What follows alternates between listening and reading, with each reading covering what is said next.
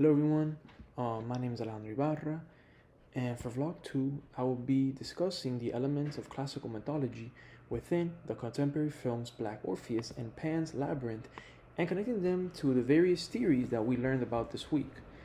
I would first like to discuss the film Black Orpheus, which retold and readapted the ancient Greek myth of Orpheus and Eurydice. This film takes place in Rio de Janeiro in Brazil, and specifically during the time of Carnival, which is known as a very lively and very vibrant time in Brazil. This film starts off with Orpheus being engaged to Mira, but when he meets Eurydice, everything changes because Orpheus falls in love with her instead. However, as the ancient myth displays, tragedy soon strikes as Eurydice dies accidentally when trying to hide and escape from a figure which I believe is meant to represent death. Orpheus travels to the underworld in hopes of finding Eurydice's spirit, but then Mira ends up killing him out of jealousy. And these tragic events within this film I would believe, connect to the theories created by the theorist Gilbert Murray, in which he interpreted ancient Greek tragedies to follow kind of like a pattern, and this pattern had an agon, which could be described as some sort of conflict against an enemy, pathos, which could be a ritual or sacrificial death of a god or some sort of suffering. There's also agnosis, which is kind of like a recognition or discovery of a god, and peripetia, which is a reversal of emotion, like from sorrow to joy or vice versa. Murray's theory is seen in the film Black Orpheus, as these patterns are displayed. For example, the agon or conflict within the film is how Orpheus fell in love with Eurydice and wants to find her spirit after she dies. Bros has kind of like an obligation to his fiancée Mira, in addition to his other responsibilities. There's also the conflict that Eurydice faces as she is constantly running from death. This also connects to the conflict that humans face, which is between worldly desires and that of divine forces, such as that of death. Pathos is also seen within the film as Eurydice dies tragically, trying to escape death, and Orpheus suffers when he knows that she is dead and wants to find her spirit in the underworld. This connects to the suffering that is seen within classical mythology and the tragic emotions they evoke. Agnosis is also present as Orpheus recognizes that he cannot bring back Eurydice and that death is something that is permanent. This relates to the ancient Greek myth when Orpheus loses Eurydice forever as well.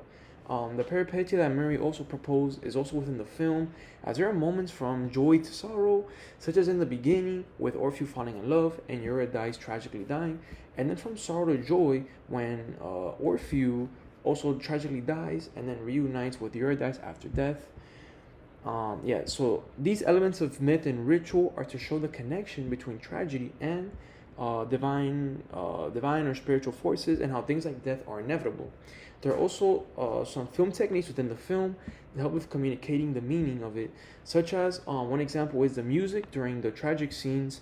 If you watch this movie, the tragic scenes there's music in the tragic scenes that amplify the intensity of the moment, also to evoke the emotion within the audience, so they really have a grasp of what's occurring.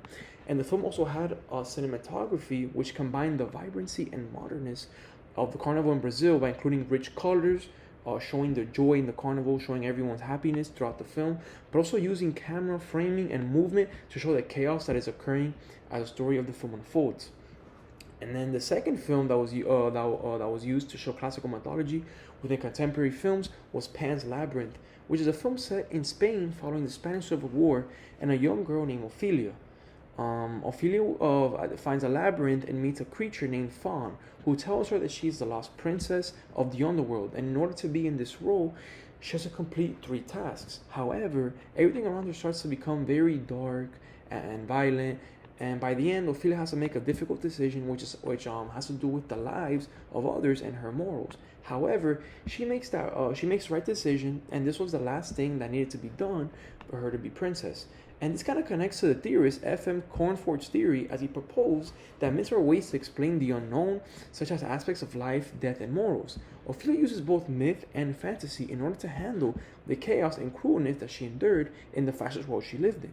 Cornford also mentions the role of ritual and that of myth, which includes some of sort of either suffering or sacrifice, and Ophelia kind of goes through various trials and she suffers, but ultimately she's able to be the princess she is meant to be after she completes her sacrifice. And there are also film elements that helped with communicating the meaning of the film, such as I noticed there was kind of cool blue and gray colors in the real world that made everything seem very cold and depressing. So the audience kind of has a grasp of her setting and the trouble that she was living in. However, in the fantasy world, the colors were more warm, like you saw more gold, more brown, which made it appear kind of more like mythical and ancient. And these elements allowed the audience to really see how myths help make sense of concepts and ideas that are unknown to humans as they navigate their lives. Overall, both of these films, Black Orpheus and Pan's Labyrinth, have elements of classical mythology that allowed us to create connections within the theories and the theorists that we learned about this week, and how these elements kind of associate with both myths and rituals. Thank you for listening.